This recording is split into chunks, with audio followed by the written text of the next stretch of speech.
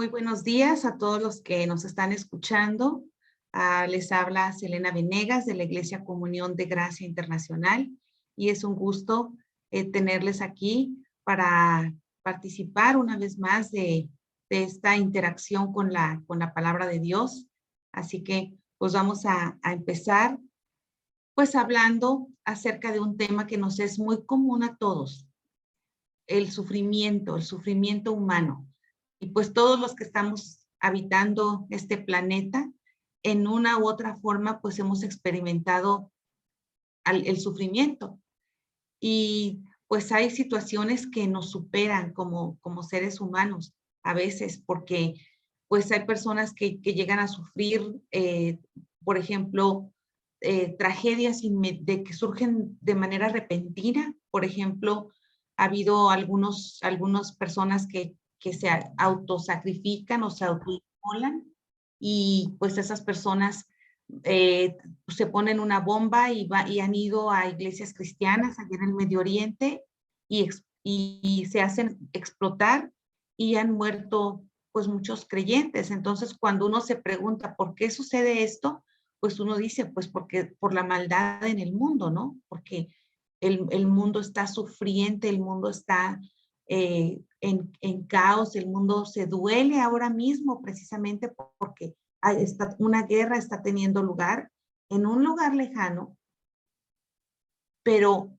muchas personas están sufriendo con ello, están sufriendo desplazamientos, fallecimientos, daños en su economía corporal.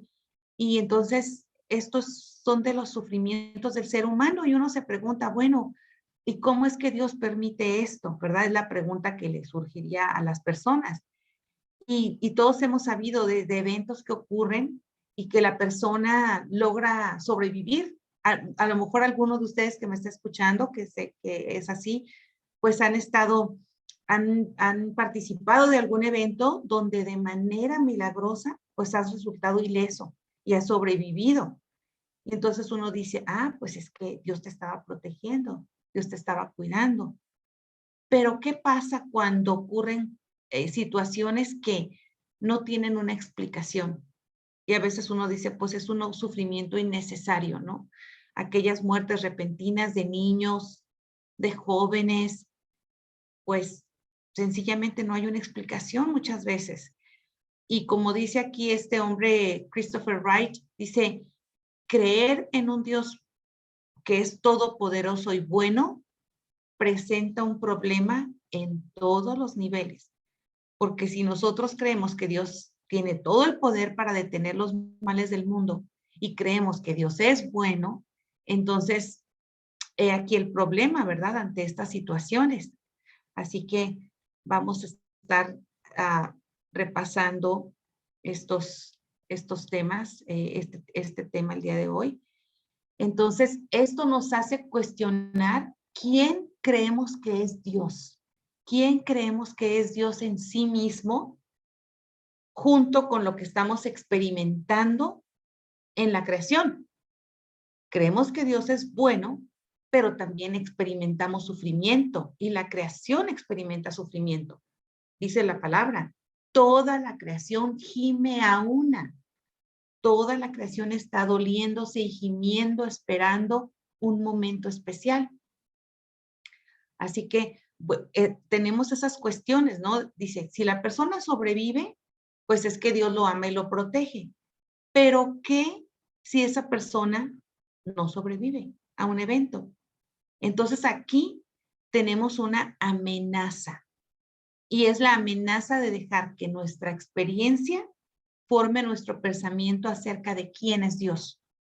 Porque se ha sabido muchos casos de personas que son creyentes y cuando ha ocurrido la tragedia se ha presentado en su vida, entonces las personas empiezan a dejar de creer en Dios, ¿verdad? Empiezan a cuestionarse y decir, bueno, pues si Dios me ama, si yo estoy con Él, si yo oro, si yo hago esto, pues ¿por qué permite que me pase esto?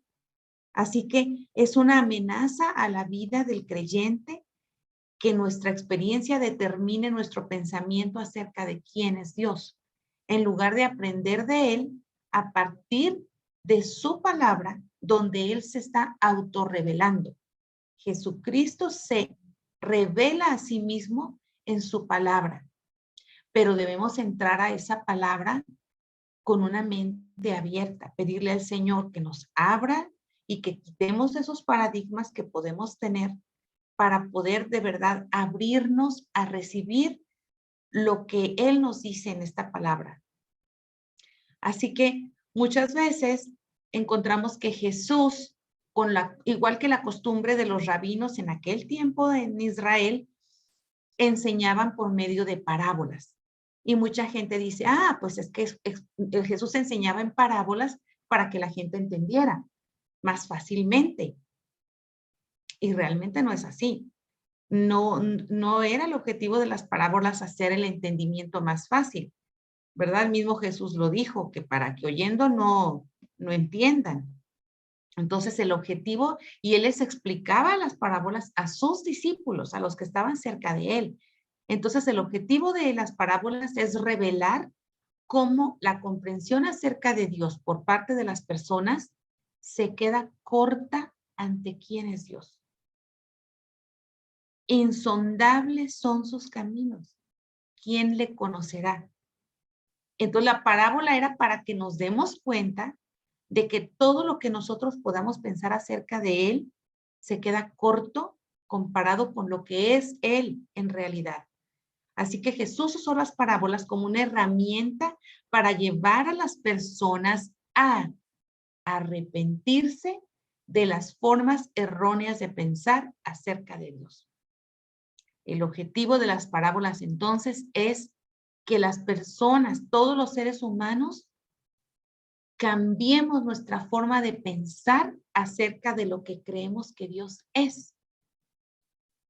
Y yo conozco personas y jóvenes que en algún momento que asistían a la iglesia y en algún momento por diferentes razones han dejado de asistir y tienen ahí como en pausa, ¿verdad? Esa relación con Dios. Pero cuando uno platica con estas personas, uno puede notar que se han quedado con el concepto que tenían de Dios de cuando eran niños o adolescentes. Y nuestro concepto y nuestra vivencia y nuestra experiencia de Dios debe estar siendo transformada día con día, que cada día nosotros lo conozcamos más. Pero cuando una persona se deja de tener esta relación tan cercana, no porque Dios no quiera, Dios ahí está, ¿verdad? Pero cuando esta persona deja de tener esta conexión y esta relación, su comprensión acerca de Dios se queda en pausa. Si no es que a veces menos se entiende. Entonces, aquí tenemos esta invitación con las parábolas para decir, lo que sé de Dios se queda corto comparado con lo que Él es en realidad. Así que hoy vamos a revisar una parábola que está en el libro de Lucas, en el capítulo 13, versículos del 1 al 9. Y el título del mensaje es El viñador y la higuera. El viñador y la higuera. Lucas 13, 1 al 9. Y vamos para allá.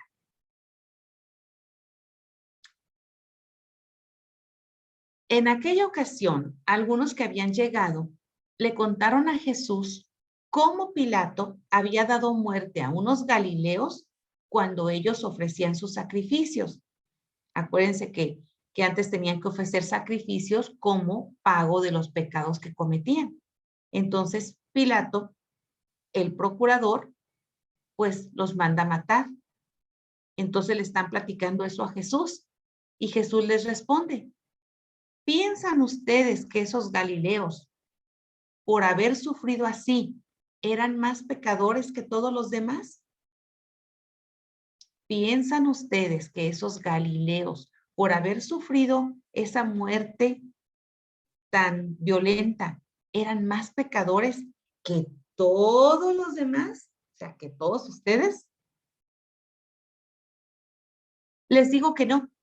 De la misma manera, todos ustedes perecerán. a menos que se arrepientan. ¿O piensan que aquellos 18 que fueron aplastados por la torre de Siloé eran más culpables que todos los demás habitantes de Jerusalén? Y es que en aquel tiempo, en la cultura judía, se tendía mucho a pensar que cuando cosas malas le sucedían a las personas, eran producto de sus pecados. Y eso era una mentalidad general. La gente pensaba que cuando a alguien le iba mal, era porque estaba mal con Dios y porque había pecado. Y cuando les prosperaban económicamente, eran que estaban bien con Dios. Entonces, Jesús aquí está marcando esta mentalidad que estos judíos tenían y les está diciendo, les digo que no, de la misma manera, todos ustedes perecerán. Así como ellos murieron, ustedes también van a morir. Y eso es una realidad, ¿verdad? Todos vamos a morir, a menos que se arrepientan. Y ahorita vamos a ver qué tiene que ver eso con el arrepentimiento. Acabo de leer Lucas 13, del 3 al 5, y entonces aquí Jesús nos está diciendo que todos vamos a perecer. Si nos arrepentimos o no nos arrepentimos, todo el mundo vamos a morir, ¿verdad? Todos vamos a... Aquí más bien Jesús está hablando, y esta palabra que es escatológicamente, ¿verdad? Que escato tiene dos significados, pero el significado que tiene que ver aquí es que habla de lo que sucederá al último, lo que sucederá en el futuro. Entonces Él les está diciendo, todos van a morir, toda la humanidad va a morir. Pero entonces, si nosotros pensamos que los eventos trágicos son el resultado del pecado y de la culpa, entonces nos vamos a quedar con una visión falsa de Dios. Al igual que los judíos, que tenían esa visión falsa de Dios. No, pues Dios castiga, ahí está, si le pasa algo malo es por sus pecados, ¿verdad? Y pues ahora ya sabemos, ¿verdad? Alguien puede enfermar de alguna bacteria, de algo, y pues la persona, pues ni idea tenía, ¿verdad? Hasta que le aparecen los síntomas. Entonces, si nosotros pensamos, al igual que los judíos, que todos los males que le suceden a alguien es por su pecado, eso nos va a hacer que tengamos una visión falsa de Dios. Y eso es muy peligroso porque produce que nosotros evitemos tener una relación con Dios. Hasta hay un libro, ¿verdad?, que se llama Enojado con Dios. ¿Por qué? Porque las personas podemos ser tentados precisamente a evitar tener una relación con Dios, motivados por nuestra mala experiencia, por aquello que nos ha sucedido. Así que aquí Jesús en esta parábola está invitándonos al arrepentimiento, ¿sí? Jesús está invitándonos a arrepentirnos. Arrepentirse, muchas personas piensan que es tener una tristeza profunda por lo que hemos hecho. Miren, a veces hemos hecho cosas de las cuales ni siquiera nos hemos dado cuenta y no han estado bien. En muchas ocasiones sí, pero en otras a veces ni cuenta nos damos. Entonces, el arrepentimiento es cambiar la forma en la que pensamos acerca de algo. Y si nosotros cambiamos la forma como pensamos acerca de algo, pues también vamos a pensar, va a cambiar la manera en la que actuamos. Así como dice la palabra, ¿verdad? Así va a actuar. Cual piensa, tal cual es. Así que nosotros pensamos y actuamos a partir de la visión que tenemos de las cosas.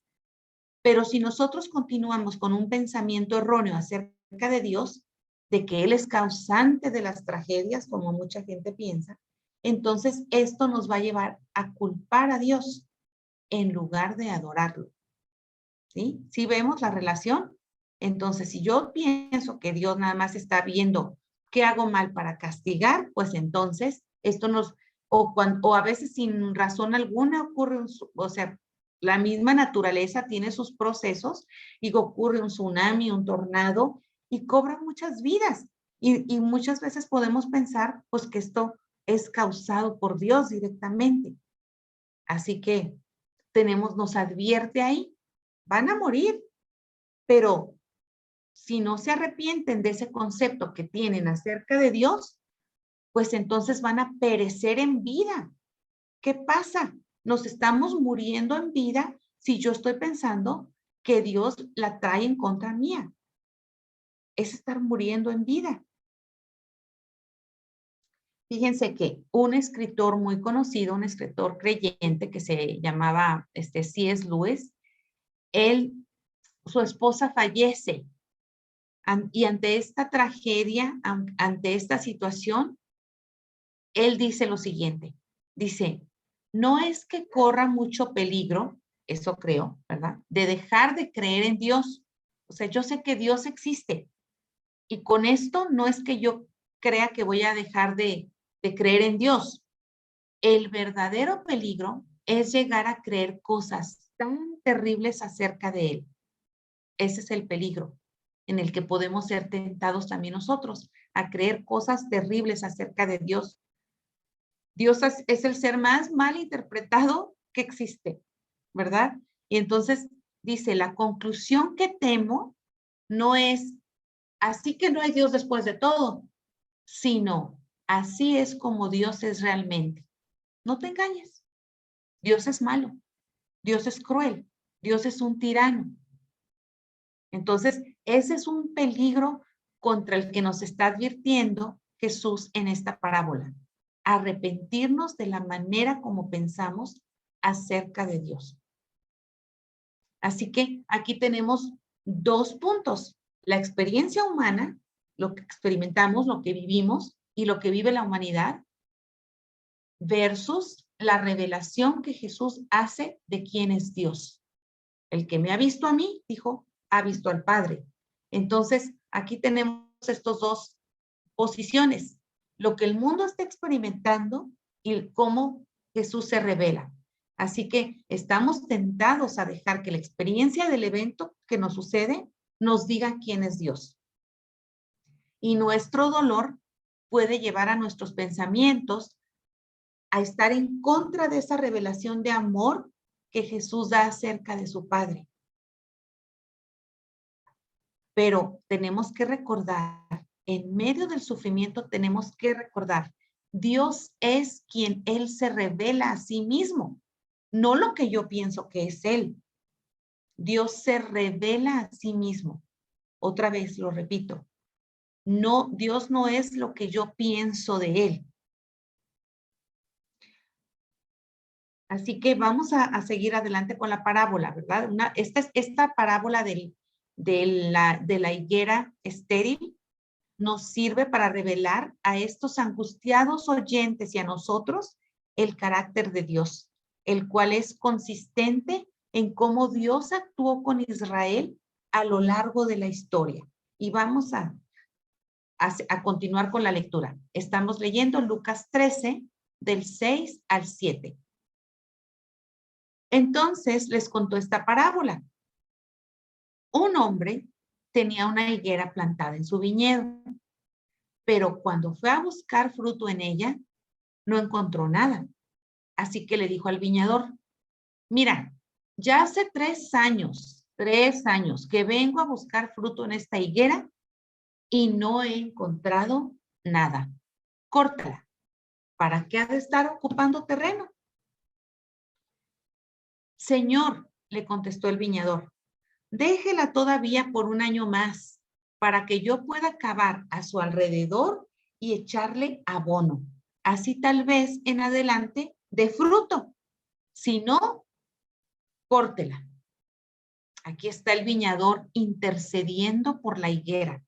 Déjela un poco más para que yo pueda tratar con ella, echarle abono, regarla, limpiarla y a lo mejor va a dar su fruto. Si no, ahora sí hay que cortarla.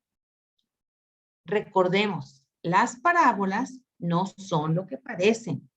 Son un desafío al pensamiento. Jesús pretendía, con las parábolas, desafiar a las personas a que pensaran de manera diferente acerca de quién es Dios y de cómo trata Él con el pecado y con la culpa. Acuérdense que los judíos se sentaban ahí con los rabinos y empezaban a discutir los significados de la ley y de todas las escrituras. Entonces era una forma muy común de enseñanza para despertar lo que ahora los educadores llamamos el pensamiento crítico, que el alumno piense más allá de lo que aparenta el texto. Entonces, pues vamos allá. Vamos a ver que esta parábola tiene 3 personajes principales. Ahí mencionan al dueño, ¿sí? Al dueño de la viña. Ahora me gustaría proponerles que pensaran al dueño de la viña como un dios, por eso lo tengo con minúscula aquí, como un dios mitológico, de esos dioses que de la antigüedad que decían, si complaces al dios, te libera, si no, te castiga y te destruye. Entonces vamos pensando en el dueño como un dios de esos de la mitología, ¿sí? Y vamos pensando en el viñador, el que cuida la viña, como la figura de Cristo, ¿sí? El que cuida la viña es Cristo. Entonces, ¿y cómo él trata con la humanidad? Y la higuera nos representa a la humanidad, ¿sí? La higuera nos va a representar a la humanidad. Entonces, el dueño nos va a representar los conceptos que la gente tiene de Dios, ¿no? O sea, de un Dios mitológico. El viñador va a representar a Jesús y la higuera va a representar a la humanidad. Bueno, vamos a entrar entonces en algo de contexto. Acordémonos que para entender las parábolas y algunas partes de la escritura tenemos que ubicarnos mucho que esto fue dicho en el pueblo de Israel y Jesús les hablaba con elementos que ellos tenían en su vida cotidiana. Entonces la higuera que es un árbol que produce higos, estaba plantada en un viñedo, no en un huerto, ¿sí? Los viñedos eran para las vides, para las uvas. Entonces esta higuera estaba ahí plantada, pues para que el deleite del dueño, ¿sí? Plantaban este árbol que no era como los demás que había, que aquellos otros sí eran plantados con el propósito de, pues de cosechar las uvas y hacer el vino, etcétera. Pero aquí esta es una higuera. Entonces, el Padre, hablando que nosotros somos la higuera, no nos ha plantado en su jardín para tener provecho de nosotros o para producir frutos para beneficiarse él, ¿sí?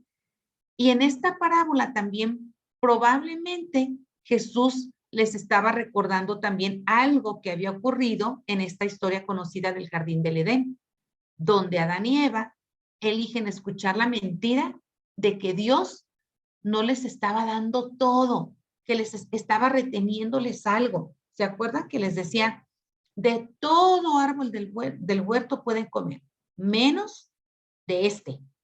Y pues, ¿qué creen? Pues de ese era el que querían comer, ¿verdad? No, pues nos está reteniendo de nosotros. Entonces, Adán y Eva escucharon a ese Dios mitológico, a ese concepto que ellos tenían de Dios, en lugar de escuchar al Dios que caminaba con ellos en el lugar. Bueno, seguimos entrando en contexto. Fíjense, vamos a ver cómo era esta situación de los árboles plantados y qué decía la ley que Dios les había dado acerca de los árboles frutales. Esto lo encontramos en Levíticos 19, del 23 al 24. Todo esto que estamos haciendo es el contexto para poder entender la parábola. Entonces, dice, en el versículo 23 dice, cuando entren ustedes en el país y siembren árboles frutales, no deberán cortar ni comer sus frutos durante 3 años. Aquí estamos con que en la parábola, con que la higuera tiene 3 años. Entonces aquí, esto era contra la ley. ¿Sí? ¿Se fijan cómo estamos? Y les ha de haber extrañado a los que estaban escuchando la parábola, pues cómo que el dueño quería cortar la higuera si todavía no era tiempo, todavía ni siquiera tenían permitido comer los frutos. El versículo 24. Al 4.º año todos sus frutos serán consagrados al Señor en una celebración, como en una ofrenda. Y al 5º año ya podrán ustedes comer su fruto. Así el árbol les dará más. Yo soy el Señor, su Dios. Entonces, aquí había esta orden, ¿verdad? 3 años, no, por 3 años no van a comer de este fruto. Lo que produzca al 4º año es ofrenda para el Señor. Y al 5º año, entonces sí ya podrán ustedes disfrutar de su fruto. Así que estamos entrando pues en este contexto. Pues, ¿cómo veían los judíos esta parábola que les está contando Jesús? Entonces, el hecho de que el dueño quisiera cortar la higuera porque no pudo encontrar fruto en ella durante 3 años, ya estamos de acuerdo que era contra la ley, ¿verdad? Y nosotros pensamos que Dios nos corta si no producimos. La ley decía que no se tenía que cortar. Y nosotros pensamos que si nosotros no damos frutos, Dios nos va a cortar. Pues estamos viendo que ese es un pensamiento. Si pensamos así, es un pensamiento equivocado, porque no va a cortar él antes de tiempo la higuera. El dueño no actúa como Dios actuó con Israel. ¿Se acuerdan con cuánta paciencia le tuvo Dios a Israel? Que hacían y deshacían y todo, y pues recibían las consecuencias de sus acciones, pero Dios los volvía a levantar. Entonces, un Dios mitológico no haría eso, él destruye totalmente, pero aquí Dios actuó con Israel con misericordia. Y el viñador, o sea, Cristo, le habla al dueño, a ese Dios mitológico. Acuérdense que son historias de ficción, ¿eh? Y le dice, déjele un año más. Y en otras versiones dice, déjelo en paz. Y este déjelo viene de una palabra que ya hemos nosotros estudiado antes, es la palabra afeses, que quiere decir perdonar. Es decir, perdónelo, perdónela, déjela otro año, perdónela, no la corte ahorita. Es Cristo intercediendo, no la corte ahorita. Y esa palabra afeses es la palabra que usa Cristo cuando dice, perdónalos afeses porque no saben lo que hacen. Afeses, perdón. Entonces, aquí el viñador Cristo está intercediendo y dice, no la cortes. Y el viñador toma sobre sí mismo la responsabilidad del fruto de la higuera. Y dice, yo voy a cavar alrededor de ella. Y en unas versiones dice, le voy a poner estiércol, o sea, le voy a poner abono. Y por supuesto que este va a ser un trabajo maloliente, ¿verdad? Bueno, no sé ustedes, pero a mí no me gusta el olor, no es un olor agradable el olor del estiércol. Llenarte las manos de tierra, las uñas de tierra. Y este era un trabajo que iba a requerir sangre, porque a veces al estar horadando la tierra, cavando, pues los viñadores se hieren las manos. Entonces, este trabajo iba a tener sangre, sudor y lágrimas, porque no es un trabajo tan sencillo y más en aquellas tierras de Israel y el sol dando a pleno. Pero este trabajo que iba a hacer el viñador en la higuera iba a llegar a la raíz del problema. ¿No están ya más o menos figurando de qué se va tratando la parábola? Continuemos. Aquí nos está hablando sobre nuestro Señor Jesucristo, que es el viñador, quien vino a tomar sobre sí nuestra infertilidad. El que nosotros no dábamos frutos, Él lo tomó sobre sí. Él entró en nuestra miseria. Él entró en el estiércol del pecado de la humanidad. Él derramó su sangre, sus lágrimas y su sudor para que nosotros fuéramos perdonados. Entonces aquí este viñador, este Señor Jesucristo que intercede por toda la humanidad y se sacrifica y viene y vive una vida humana experimentando lo que experimentamos los seres humanos, viendo el dolor que produce la muerte de un ser amado, viendo a una persona llena de lepra, sintiendo el dolor y la pena de una mujer con un flujo de sangre por muchos años, su anemia, su decaimiento, el también tener la muerte de sus amigos, saber el dolor que produce cuando se te muere un amigo, y el viñador intercede y dice, perdónalos, perdona a la higuera porque no sabe lo que hace. Y él así es como Cristo trata con el pecado de la humanidad. Así que el viñador confía en el trabajo que él le está haciendo a esta planta. Él dice, yo sé por experiencia que si yo cavo y la abono y la riego y la podo, esta planta va a dar fruto. Así que otra vez somos llamados a arrepentirnos de la idea de que depende de nosotros producir fruto por temor al dueño. ¿Se fijan? Entonces, nosotros somos llamados a cambiar de manera de pensar de ese concepto que tenemos de este tipo de Dios que nos dice, esfuérzate, esfuérzate, esfuérzate. De ti depende tener fruto. Y pues eso nos lleva a una frustración porque solos no podemos llevar fruto. Ya lo dice en su palabra, separados de mí nada pueden hacer. Así que, ¿de quién depende que la higuera lleve fruto? De Jesús, de ese trabajo que está haciendo Jesús en la vida de nosotros. Y nos invita a que confiemos en esa obra a través de la gracia que obra para nuestra salvación. Entonces, nos está invitando, confíen en mí.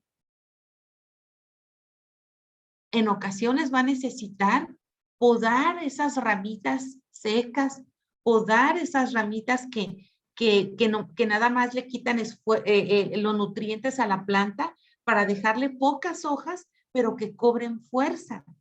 Entonces, el fruto de la higuera va ligado a la obra de Cristo en el árbol. El fruto aparece como la relación fiel del jardinero y del árbol. Es una relación constante, una relación transformadora. La higuera está totalmente a merced del jardinero, a merced del viñador. ¿Y ella qué hace? Pues solo está ahí dejando que sea él y sabiendo que su dependencia está totalmente en él, porque sabe que si el viñador no viene, ella va a morir. Y esto es como un paralelo de nosotros como creyentes. Si nosotros no estamos en esa relación constante y cercana con nuestro Señor Jesucristo, estamos pereciendo día con día y nos vamos marchitando y nos vamos secando al no tener esa relación constante con nuestro Señor Jesucristo. Así que de esa manera sí participamos en llevar ese fruto, pero es por la presencia de Jesucristo en nuestra vida. Si yo de mí misma quiero cambiar malos hábitos, si yo de mí misma quiero hacer y quiero ir y compartirle a alguien el evangelio, va a ser algo infructuoso, la palabra lo dice, sin fruto.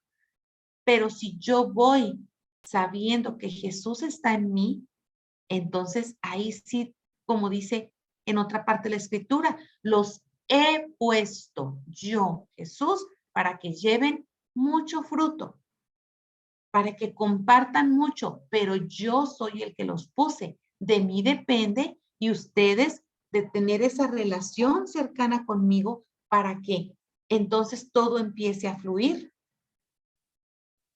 Así que la respuesta de Jesús ante la tragedia inesperada y ante la violencia que no tiene sentido es recordar y tener fe en que Dios es fiel.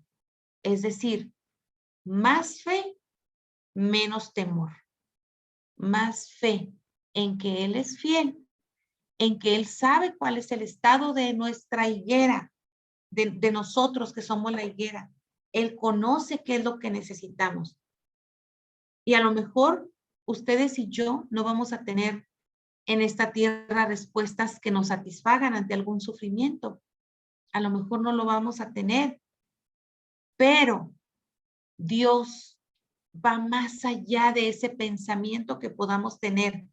Si creemos que Dios es bueno todo el tiempo, y todo el tiempo Dios es bueno, aunque nuestra experiencia sea mala, aunque lo que nos está pasando sea malo, Dios es bueno.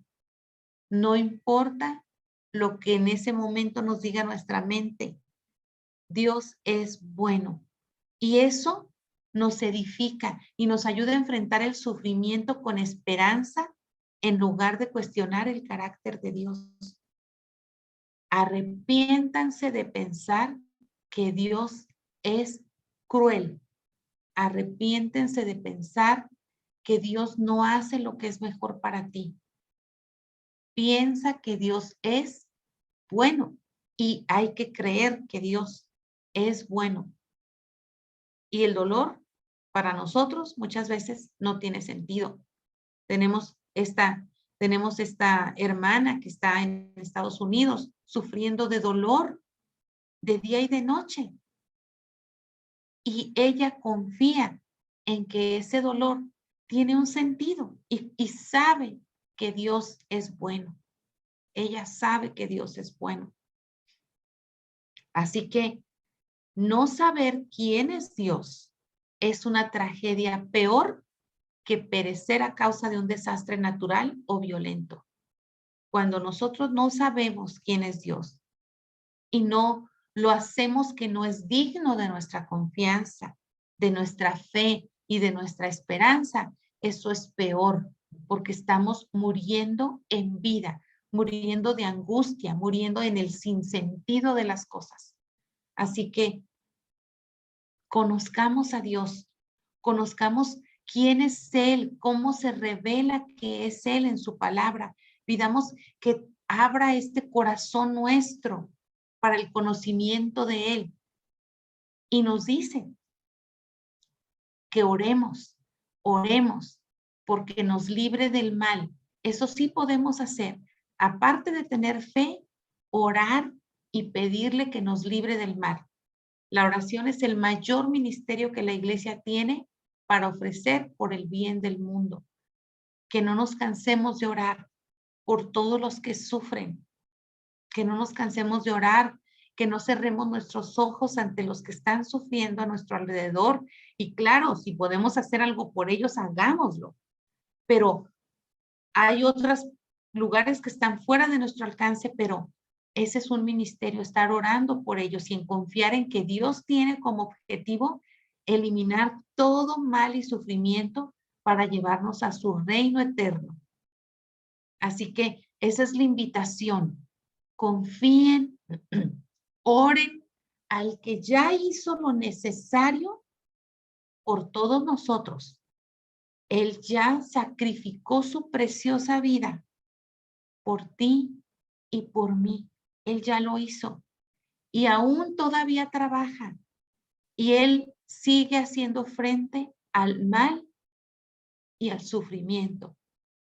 Así que a veces es doloroso, a veces es doloroso ser podado, a veces es doloroso de pronto dejar que esa planta tenga sed, porque así como dicen, hay plantas que entre más sufridas, más floridas. A veces así toca sentirnos en un desierto y eso nos hace estar sedientos de nuestro Señor Jesucristo, de venir a Él, de relacionarnos con Él, de recibir su consuelo, de recibir su ayuda, de recibir su ánimo, su confianza. Así que confía en el jardinero durante el proceso, ya que no se trata de lo que nosotros producimos, sino de quién es Él, de quién es Dios en nosotros. Nos ha puesto para llevar mucho fruto, pero eso depende de Él. Así que descansemos en ese sacrificio que este viñador amoroso ha hecho por nosotros. Nuestro Padre, nuestro Señor Jesucristo, te bendecimos con toda bendición, que cada día, Señor, nuestro ser te dé la gloria, la alabanza que tú mereces. Ayúdanos, Señor, a pasar por esta vida confiando en ti, amándote cada día, relacionándonos más contigo, no como algo que cuesta esfuerzo, sino a un acto de amor, querer pasar tiempo contigo, querer estar contigo, y que cuando pasemos por ese sufrimiento, Señor, confiemos en que tú lo sabes todo, tú conoces nuestra circunstancia y tu deseo es llevarnos un día a vivir contigo en un lugar, en un mundo donde no habrá dolor, ni sufrimiento, ni llanto. Pero por lo pronto estamos aquí, Señor, dispuestos a vivir esta vida. Y aunque tenemos temor al sufrimiento, Señor, pedimos que tú eches de nosotros fuera ese temor, ya que el perfecto amor echa fuera el temor. Así que ayúdanos, Señor. Inclina nuestro corazón al que sufre. Si podemos ayudar, ayudamos. Y Señor, gracias porque tú eres bueno todo el tiempo. Gracias por tu maravilloso sacrificio y por cada día, Señor, cuidar de estas higueras que a veces parece que somos estériles, pero en ti vamos a llevar mucho fruto, Señor. Bendito y alabado seas por los siglos de los siglos. Amén. Que cada día, hermanos, sigamos en esa relación cercana con nuestro jardinero.